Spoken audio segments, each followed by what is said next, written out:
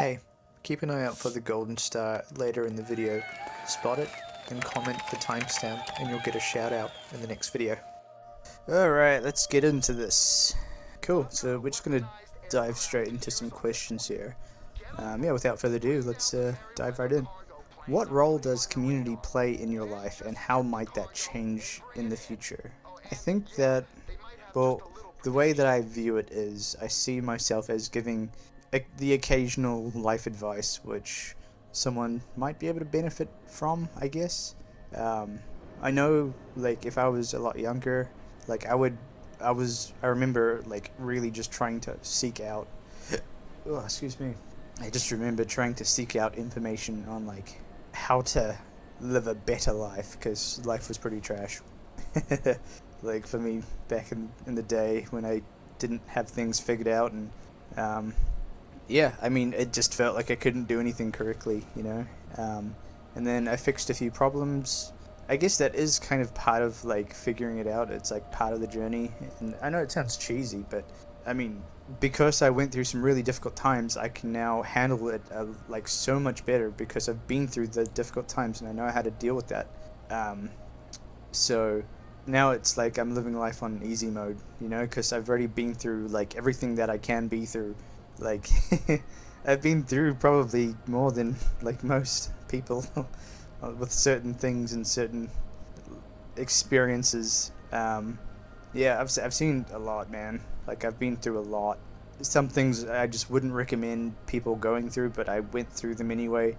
And sometimes it's not a good thing to learn because you go through learning that lesson, but you still remember some of the really grim things about that lesson that still kind of stick with you to the day, you know.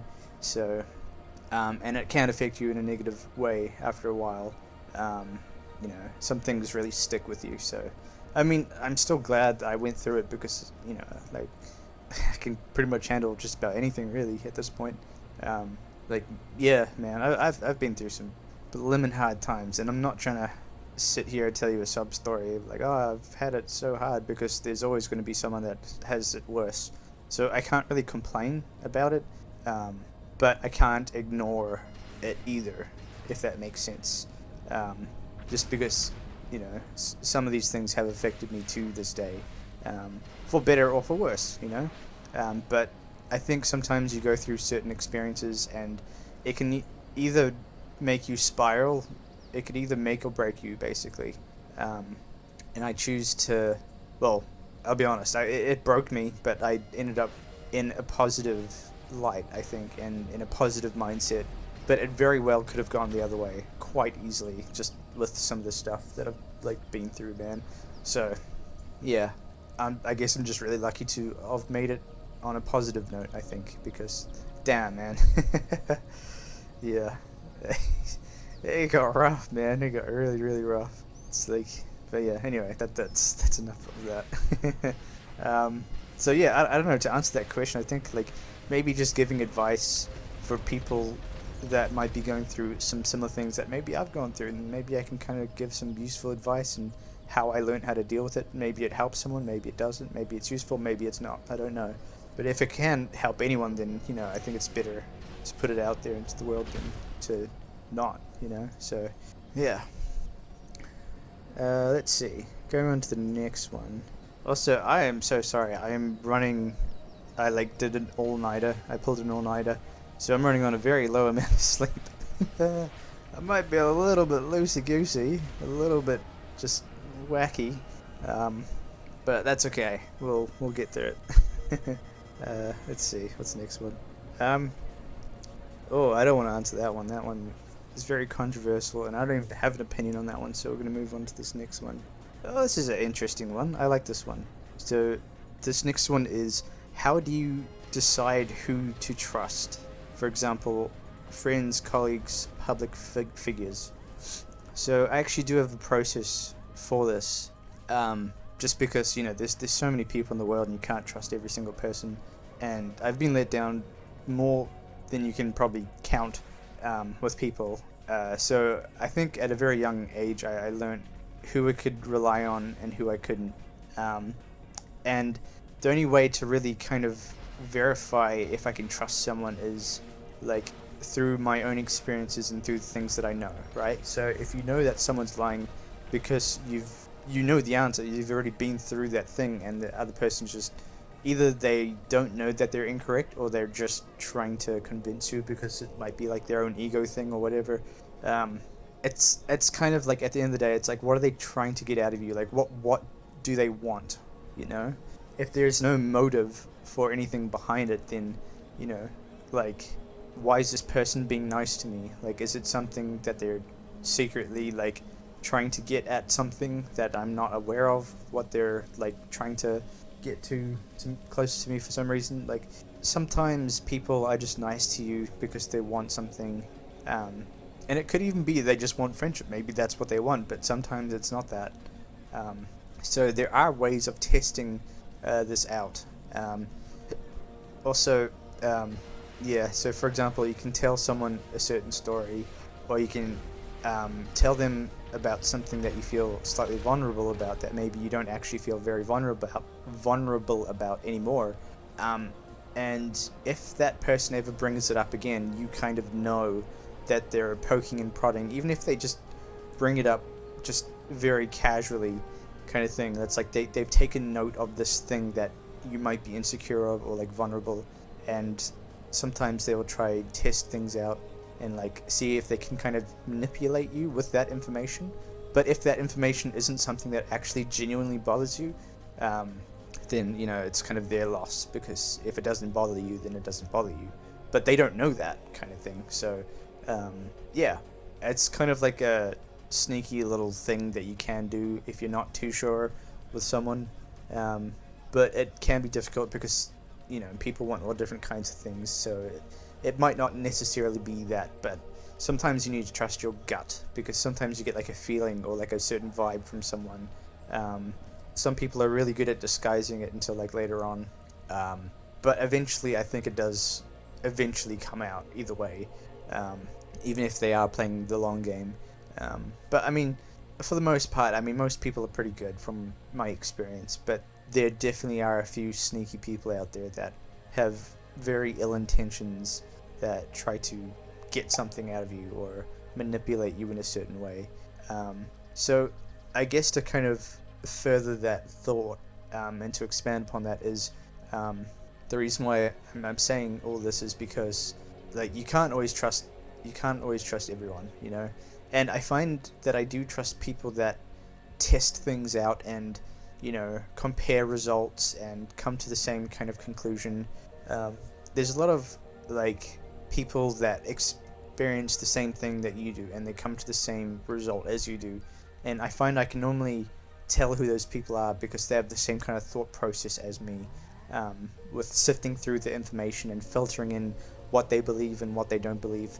You know, so I don't know. I guess I trust people that think in the same kind of way that I do and come up with the same results and have the same beliefs, because you can't go through life believing every single thing that everyone says. There's a lot of incorrect information out there that is actually harmful as well. Like, so it is important to kind of follow through on finding out like what the truth really is and what is like legitimate information that has results that yield those results, versus someone just saying something because they kind of believe it or they've been told by someone else. Like, it's important to find the source, you know, of that information, and to sift through what is true and what is not, and what you believe is and what you believe isn't, kind of thing. And there is another way to kind of figure that out as well. What I found is if you try research something, where it's like, oh, you know, I can't think of anything on the spot, but like, you know, like this medication, it's apparently really good. It's like, okay, let's test that theory, right? So you hop on the internet, you jump from different site to different site. You check out reviews, you watch videos on people's experiences. You kind of go through all the information, and what you'll tend to find is the same information popping up here and there. There might be some that are slightly different, but the majority of the information is pointing to like that statement to be true. Like this medication does actually work for this particular problem. Um, right. So there's definitely a way to figure that out, and that's how I do that. Um, Also, if I think something and then I do a lot of research and I can't really find a lot of results that kind of prove that that statement is correct, then I find it really difficult to believe. It's not technically incorrect information, but it's just more or less likely to not be true. That's kind of how I process information, I think. Um, so yeah, if you try find something and the same thing comes up, it's like, oh, what is this thing usually good for? And then you keep seeing the same results and people say the same thing. Like generally that is um, normally a pretty reliable way.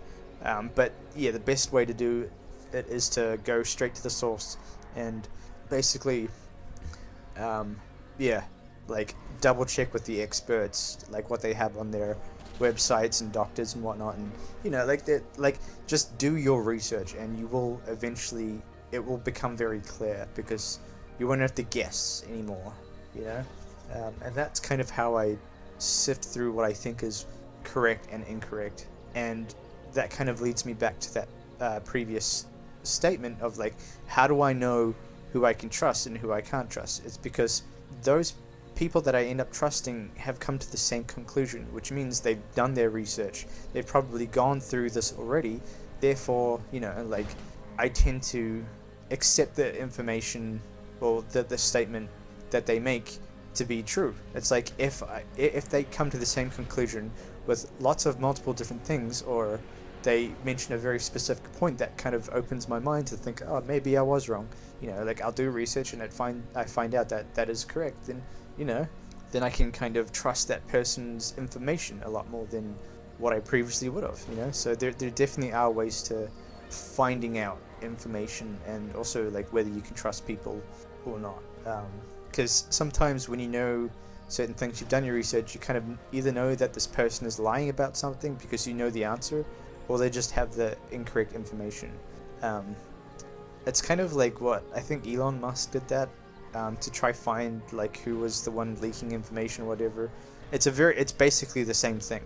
Like you tell people different things, and like the same story but with some slight different information. I think they do it in Game of Thrones as well. The dwarf dude, I forget his name, but that's how he kind of figures out who is the one that he can trust and who he can't. It is a liable and legitimate way of sifting through like who you can trust and who you can't, because you only tell that one person the slight adjustment of information that is different to all the rest. And then if you hear back from other people like, this thing, I can't believe like this thing's happening with you, and like it's and that little extra piece of information comes out, it's like, oh, okay, so I know that this person basically broke the information to someone else just because that little detail is included, and I can identify which piece of information I gave to who, to figure out who ended up blabbing and telling my secrets or whatever. But yeah, anyway, we got there in the end. But yeah, I think that's a really good way of doing it, and that's a good way to figure out how to trust certain people and who you can trust. Oh, okay. That was a bit of a mouthful, but we got there. Let's see. Are you optimistic or pessimistic about AI growth over the next 10 years, and why? I'm going to give a kind of a lame answer because I think it is both. Because people will just use it for good and bad at the same time all around the world. What we can hope for is for them to use it for mostly good, kind of lean a lot more towards the good than the bad, for sure. But you will not be able to use it just for good without having any of the bad. That you just have people that are going to use it for scamming and all different kind of negative things. But at the same time, I do see quite a lot of beneficial things, like if we can create like AI and like robots and stuff to like help in dangerous jobs, I think there'll be a lot less human life loss, and I think it definitely has a lot of potential to be a very, very good thing. And I'm personally not very afraid of AI. I have jumped on that wagon and I'm using it as a tool to help, not just me, but like other people as well. Yeah, it's basically just a tool that is helpful to use. It's like an extension almost of myself, really. Yeah, and I think it definitely will do a lot more good than bad, but there definitely will be a little bit of bad that comes out of it too. With anything, you know? That will happen with absolutely anything. So, yeah, but I am a lot more optimistic about it, and I think that the future is going to be looking quite bright. I think. I think it's also just the fear of the unknowing is what people are afraid of, because it's like this new thing and we don't know how it's going to affect the world and like our lives and stuff. And rightly so, you know, like that's a valid reason to kind of fear something, because if it's going to be life changing, that change doesn't always necessarily mean good. But I've really kind of dove through a lot of different information and like different things going on with AI, and I do see a lot more good than bad, I would say. But yeah, again, you'll get good, you'll get bad. Hopefully we get way more good than bad, but you can't have just good without any bad. I don't think that's possible, because, you know, we all know what humans are like, you know. There's good humans and there's bad humans. So yeah, as long as that's always going to be a thing, then that's just how it's going to be, you know. But anyway, let's see what else we got here. How do you always manage to message me when I'm doing this? I don't know. It's like a very specific time of day, and it's just, yeah, it's always at the same time, you know. But oh well, it is what it is. I'll get back to that person after this.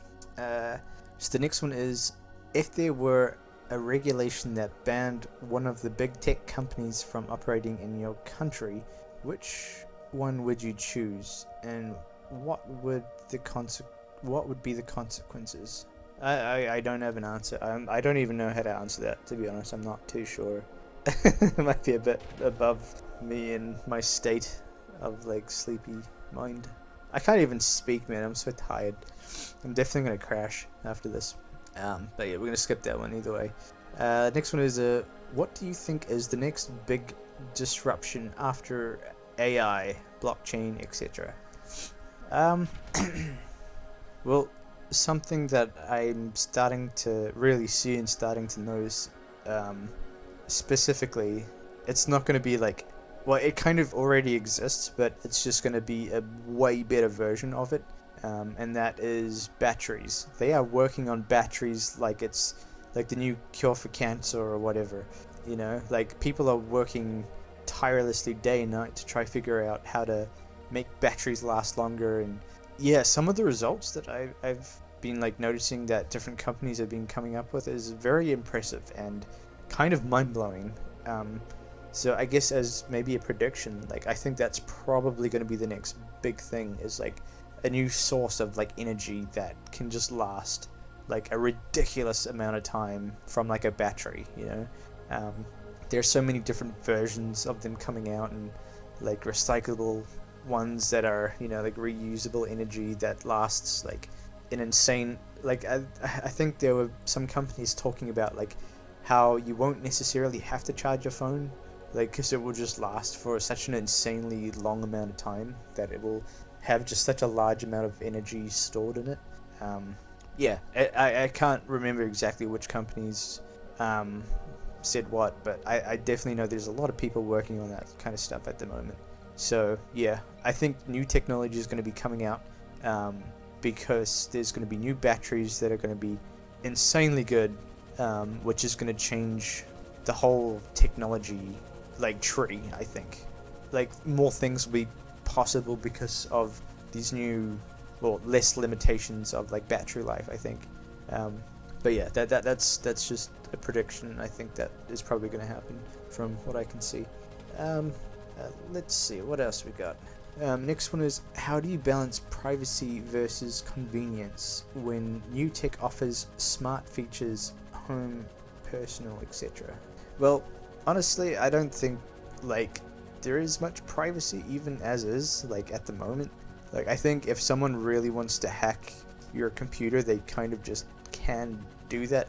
Like, some people, they get hacked and they don't even know it, and there's just someone on their computer, you know, like, and if the government wants to see what you're up to, there's nothing that's going to stop them. But to be honest, there's so many of us, like, why the heck would they care about what I do, you know?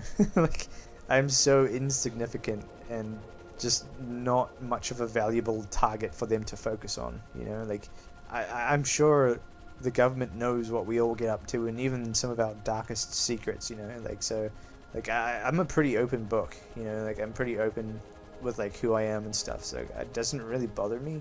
I just kind of assume that, like, you know, if someone's listening, that they're not gonna put my life online without my permission. Even if they do, like, I mean, I'm kind of doing that anyway, so, like, it doesn't really, like, matter to me, to be honest. So, yeah, I don't know. I don't think, like, someone can really threaten me too much with, like, oh, make this public. It's like, I don't care. You know, like, even if it's, like, really, like, bad or whatever, it's like, you know, I'm still human, you know, like, and I think people will understand that, so I'm just a normal human. So yeah, and there's nothing really to, like, I don't know, I don't really have any, like, dirt or things hidden, swept underneath the rug, so, you know. But yeah, just assume that if someone wants to find out something about you, they probably can, you know, like, not trying to scare you or anything, but, like, for example, if the government wants to know something about you, they'll find out. They will, and there's not really a lot you can do about that. They can hack your camera, but I don't think they're gonna do anything with it, you know. It's just for, like, information, and, like, for, like, really, really, really bad criminals that they'll probably, like, do that for. And only if there's something that alarming that does end up coming up, then they'll probably act, like, you know, some kind of mass murder plan, or, like, some kind of bombing going on. Like, they'll probably take action if they find anything like that, but, I mean, for the average Joe, like, I just don't think they care, like, about the average person. So, yeah. Let's see, what else we got? What's a global issue you think isn't getting enough media attention? Well, I think this has got a lot more global attention, just at the moment. In fact, it's definitely very well known by now, I would say. The whole, like, war with Russia and Ukraine, I know that's going on, and I think the world didn't really understand previously, like, what actually happened between Russia and Ukraine, and, like, why the war started up, because there was a lot of misinformation, there was a lot of propaganda, there's a lot of, like, lies and deceit going on, and, like, I don't think people knew what to believe at first, because both parties were pretty convincing, but at the end of the day, actions do speak louder than words, and I think a lot of the evidence has kind of shown that Russia was definitely the aggressor, the one invading, because they want it. Well, because Putin wants this land, which is the whole reason for the war, because, like, he just wants it. He just wants the land, and that's literally his whole thing. No, but I want it, so I will try to take it. And he really thought that he really could, and now it's not really showing that, like, it doesn't look like he is going to be able to take Ukraine, but I think there was a lot of propaganda going on, and I think there was a lot of, like, brainwashing and propaganda and misinformation, because, yeah, I guess Russia is definitely, like, a mafia country. Like, the politics and everything is very much like a mafia state of country, I think. And yeah, I think people got really confused at the start of, like, you know, like, oh, what's going on with this? Like, what happened? Why is this happening? Is there a legitimate reason for this invasion? Like, are they doing something wrong that Russia doesn't like? But, like, no, it's literally just Putin being a bit of a a bit of a dickhead. I'll say it. I am not a fan of that man. I just think he's an idiot. I really do. And I think people are seeing that now, and sifting through the information and realizing what is true and what is not. And I think the world's kind of come to the conclusion, to the same conclusion as well. So yeah, I think that's really good. But it's just, I don't know, it just seems very evil. And I understand that, like, a war starts because, like, the opposition tries to convince their people and dehumanize the opposition and the enemy, and they get people to believe a certain thing.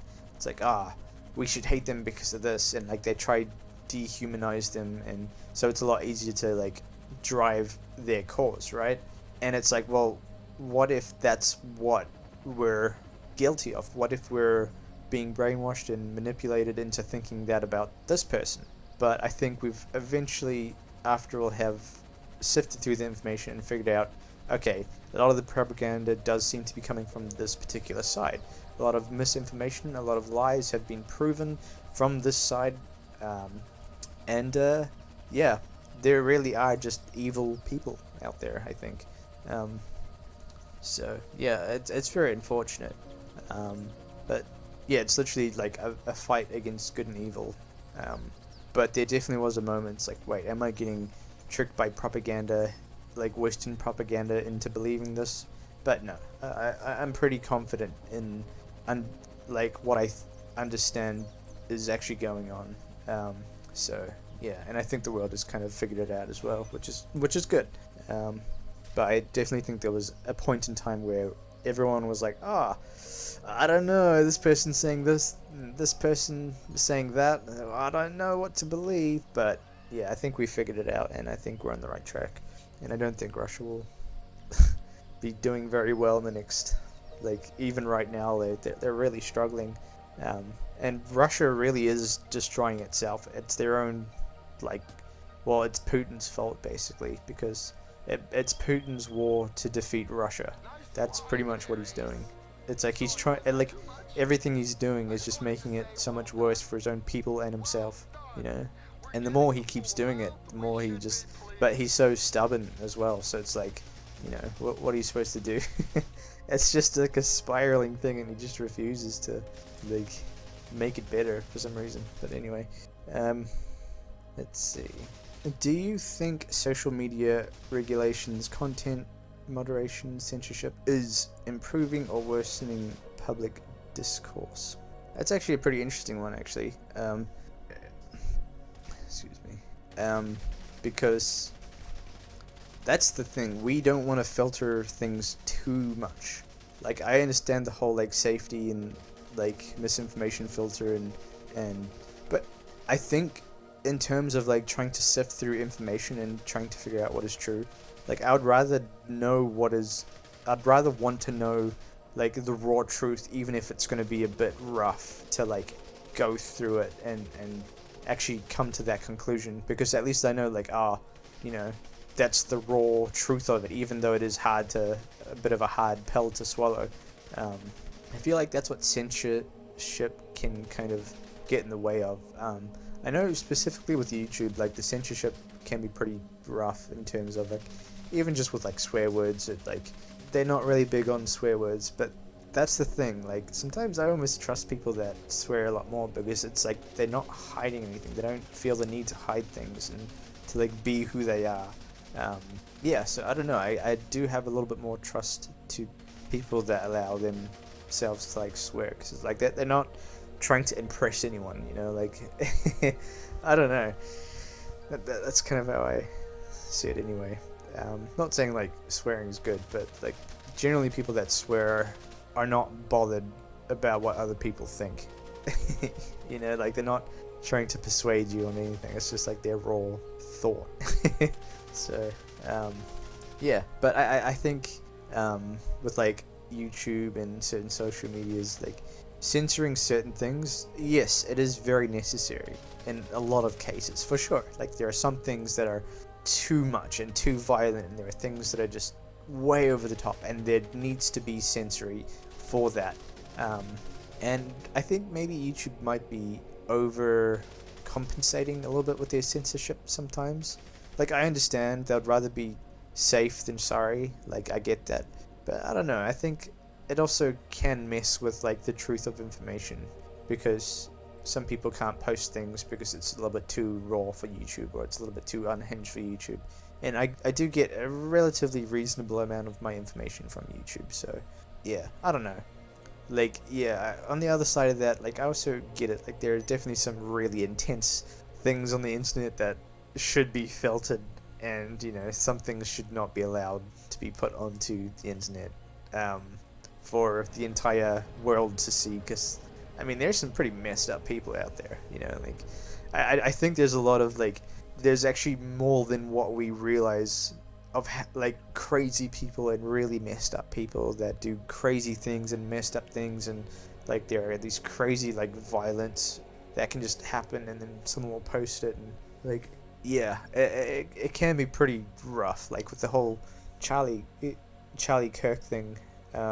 Yeah, I happened to see and had happened to stumble across the close-up footage of it when it happened, and it was pretty rough, man. Like it's horrible to see that, but at the same time, like I could actually analyze the information a bit better because of like the raw information. I don't know how to say this in a nice way, because it's a very sensitive topic, obviously, but it's like, like there's a lot of different theories and things that go on and people talk about, but just seeing the raw like footage, it was honestly awful, and it was a bit scarring to like watch that video, and I was a little bit like, whoa, like damn, that's pretty intense, man. But at the same time, it was very clear what happened in that footage, as graphic as it was. I even warned some of my flatmates that like just so you know, just be wary of like TikTok, because there's some really graphic things on this particular thing.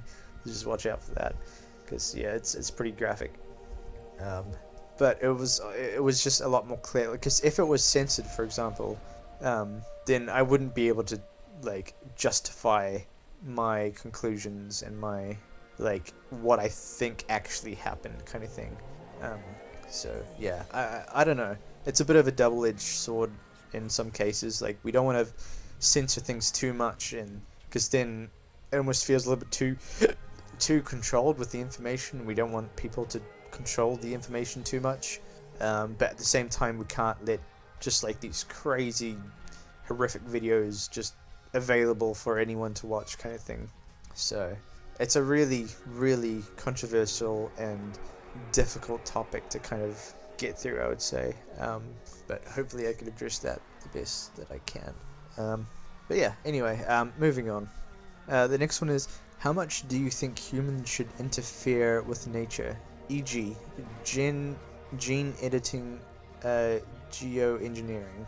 I mean, it might have its limitations for sure that we probably shouldn't expand upon. Like, again, you can take things too far, but you can also not do things enough to be helpful. Like, so, for example, if we figure out a bunch of different science tests and things where we can create like new limbs and clone like human limbs and 3D print or like certain important vital organs that we can put into the body, and it actually works, like I think there's a lot of like drawback on that with some people where it's like, like we can't be playing God or whatever, but at the same time, like it has and can be extremely useful for like our like survival, and for the future, and the future of health and science, basically. Like without testing certain things, I'm not saying like inhumane testing, I mean just like figuring things out and kind of pushing the boundaries on certain things that we weren't aware were possible. Like I think being able to test things out in a very reasonable way is the way to go, and there are definitely lines that shouldn't be crossed for sure, but I think to kind of evolve as like a species, we do kind of need to test the limits on certain things within reason, right? Like with genetic coding, like I think there might be some really good things that can come out of it. I'm not entirely sure like how I feel about it, if I'm honest, but again, maybe I might just be an optimistic person and I like to think positively about like the future and stuff. Like I do believe to make progress there has to be sometimes there has to be risks and there has to be consequences, like risk of consequences, but within reason, within reason. If we can find and discover a certain information that can change the very course of humanity, on like how long we live, then I don't necessarily think that's a bad thing. Like I think I believe there was like a thing that a certain type of like gene that we created that kind of makes you. Well, I think they were testing it in rats where they reversed the aging of a rat, I believe.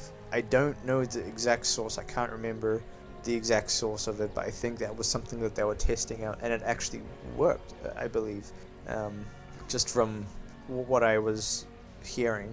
And yeah, I mean, I don't necessarily think that's a bad thing, because they were explaining it in the video of like, apparently your genes, they tend to wear out over time. Like your body doesn't heal as fast, your blood gets really clotted over time, and things just decay and don't work as well as what they used to.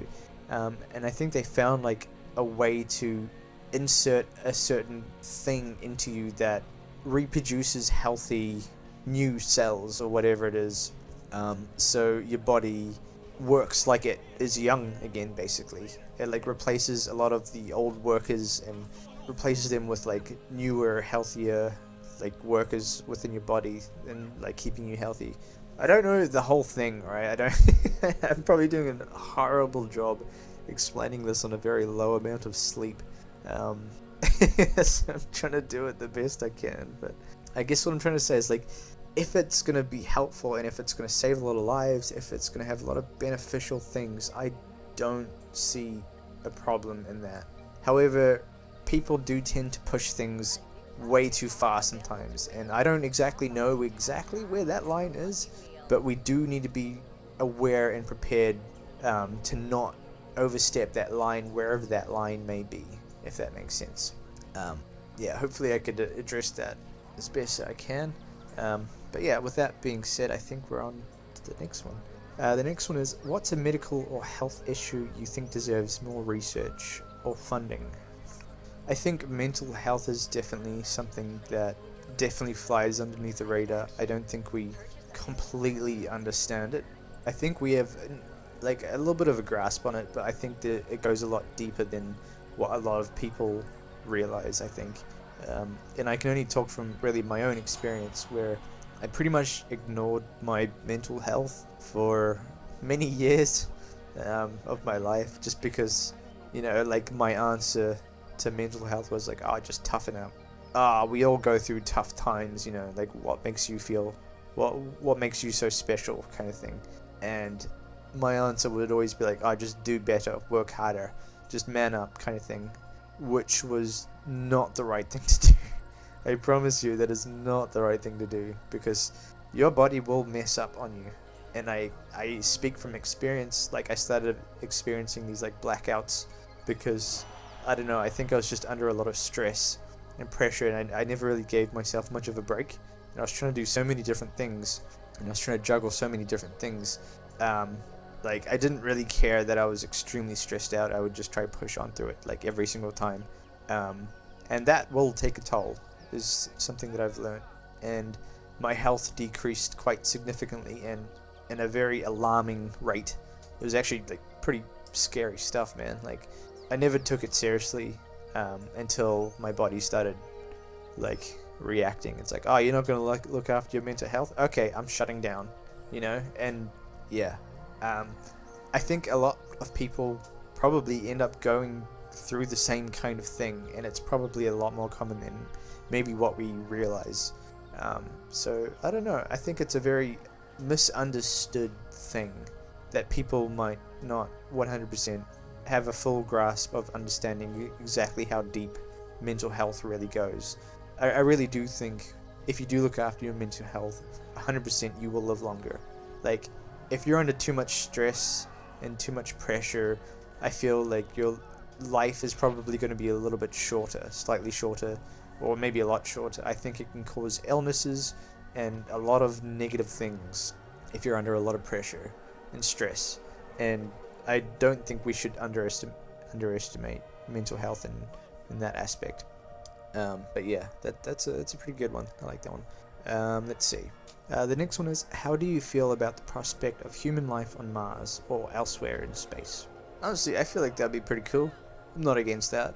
Like, this is kind of the nerd side of me coming out here, but I mean, I've seen Star Wars, and like, it is kind of like a fantasy thing to have like an infinite universe of just like life on all these different planets, and like the world is not the only place that exists. And I don't know, I think it'd be kind of cool to not have such an empty space. You know, like space is just this abyss of just nothingness and infinite direction, in every direction infinitely. You know, so I don't know. I think having a couple more humans and a couple more planets, I don't see that being necessarily a bad thing. You know, I think that'd be pretty cool. You know, like flying around in the spaceships going from one planet to another. Like, I don't know, I think that'd be kind of cool. It is a bit of a fantasy kind of thought that is definitely inspired by like Star Wars for sure. But yeah, I mean, who's to say like why should we be constrained to one planet? You know, I think, you know, like if we can break the limits of like being a multi-planet species, I mean, I think that I'm not against that. I think that'd be pretty cool. Let's see. What's a book or film or piece of art that changed how you see the world? Well, I've already spoken about Atomic Habits. Again, I'll preach it to the day that I die. That book changed my life. The Law of Success is a really good book. The Art of War is really interesting as well. Let's see, what else? Rich Dad, Poor Dad's a really good one. Yeah, I guess we'll go into the next one. This looks like a hypothetical. So, this one is, if you could go back in time and talk to yourself at 18 or some younger age, what advice would you give? Oh man. I would sit myself down and I would say, hey man, I'm not gonna lie, it's gonna be really, really rough for the next couple of years. But afterwards, you get a hold of this so-called life and you understand it and you learn from it, and then it becomes a lot easier. But man, are you going to learn a lot of tough lessons, and you're going to experience a lot of the good and also a lot of the bad. It's going to seem like a lot of the bad at first, but it definitely gets much, much, much better. Just focus on self-improvement and be willing to learn how to become disciplined and consistent. Those are the key. Don't just work harder, work smarter. You don't want to waste your time doing something that could be way more efficient or way more effective. Yeah, that's what I would say. Hopefully I could address that the best I can. Let's see. The next one is, if you had to choose between living in a utopia but no free will versus flawed but free society, which would you choose? I mean, freedom is very important to me, so I would have to choose the freedom. Like, yeah, freedom every time, I think. I don't want to be not free. I don't want to be caged. Let's see, what else we got? Suppose tomorrow you wake up with the ability to read minds. What's your first move? Honestly, I don't know if I'd want to know what people are thinking, because like it's probably going to be pretty brutal. I don't know if I'd handle it very well, because I'd just be offended like all the time, I reckon. But like, I guess it'd be kind of good to like know the like raw truth of like, you know, like how people are thinking and what they really think and feel and stuff. Yeah, I don't know. I'm not too sure if I would enjoy that too much, and I don't know how to answer that question very well, so I'm just going to go on to the next one. If you could guarantee solving one global problem, for example poverty, disease, climate, war, but had to sacrifice something personal, would you do it? I don't know. I don't know if I would, and I know that's a terrible answer and not a socially acceptable answer, but I mean, I've had enough taken away from me. Thank you very much. You know, but I don't like disease and I don't like war. I think that's not exactly fair. And I mean, none of these are. You know, like poverty, you don't really get to. Yeah, well, you can find a way out of poverty with the right mindset, I think. But disease and war, like sometimes you don't have much of a choice, especially with disease. Like you just get born and You know, you have this disease and then you die. It's like, what was that all for? You know, like an innocent person will die from disease. So that's pretty rough. I don't know, man. I mean, if I could sacrifice something personal, what would you do? I don't know. I mean, I could probably sacrifice. I don't know, man. Depends how, like, what the price is, you know? Like, if it's like a family member, then hell no. You know, like, depends what it is. Like, if it's like an item like my guitar, then yeah, I'll do it without blinking an eye. Um, hmm. I don't know. I can't think of anything specific though. Like material things for sure, I would do it. You know, but if it's like taking away a family member or something crazy, then probably not. I don't think I would do that. I mean, there's just no way. I don't think that I wouldn't do it. I just wouldn't do that. Yeah. Let's see. Next one is if aliens made first contact tomorrow, how do you think humanity should respond? Maybe not with like rockets and like explosives. Like, yeah, we need to take precautions and make sure things are safe, but I think humans are very easily afraid of things. They let fear control them, and that can be very unreasonable, I think. Like, when people are afraid, they do crazy things, and they justify it because they were afraid, you know? And I get it, but we shouldn't meet them with rockets and explosives and stuff. Like, we should, you know, suss out the situation first, you know? Don't just make that decision. Like, I get it could be like a, you know, like maybe they're an aggressive species and they're just here to like kill us all. Like, yeah, fair enough, we need to take precautions, but don't just, you know, the first thing you do, like, you know, try blow them up because they're in our airspace kind of thing. Like, when we should maybe not try and make enemies with something that might be more advanced than us, you know. Just a thought, you know. Let's maybe hear them out and try find a way to communicate.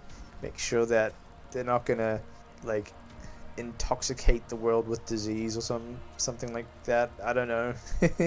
um, let's just figure it out first instead of just jumping to conclusions. But yeah, obviously take precautions. We don't want to just, you know, let things run wild and be too relaxed about that. Like, we do need to take precautions, but yeah. And just knowing humanity, we have a very violent way of responding to things that we are afraid of. So yeah, we should chill out with that, I think. Let's see. The next one is how do you define a fulfilling career, and do you have one now? I mean, in a way, yeah, I guess. I mean, it's fulfilling for sure, and you know, like I very much enjoy like stocks and making money in that particular aspect. I've been doing pretty decently with that. And in terms of like YouTube, I mean, it's more just about like doing it because it feels good. You know, like I want to do this, and this is why I do it. I'm not doing it to try and make money out of it. You know, like I'm just doing it because you know, I just want to do that. It's kind of as simple as that. Yeah. But anyway, I think we'll probably end it there because it's definitely getting kind of long. Hopefully, I could address that as best I can. Those questions. Again, I am running on a very low amount of sleep. I pulled an all-nighter, so I have no idea if this is any good. Hopefully, my brain wasn't too scatterbrained, and yeah. But in any case, I do hope you are having a lovely day, evening, or night, or whatever time it is. And yeah, thank you very much for stopping by. If you made this far, yeah, be sure to hit that like and subscribe if you want, and just, yeah, helps out with the algorithm. Alright, till next time.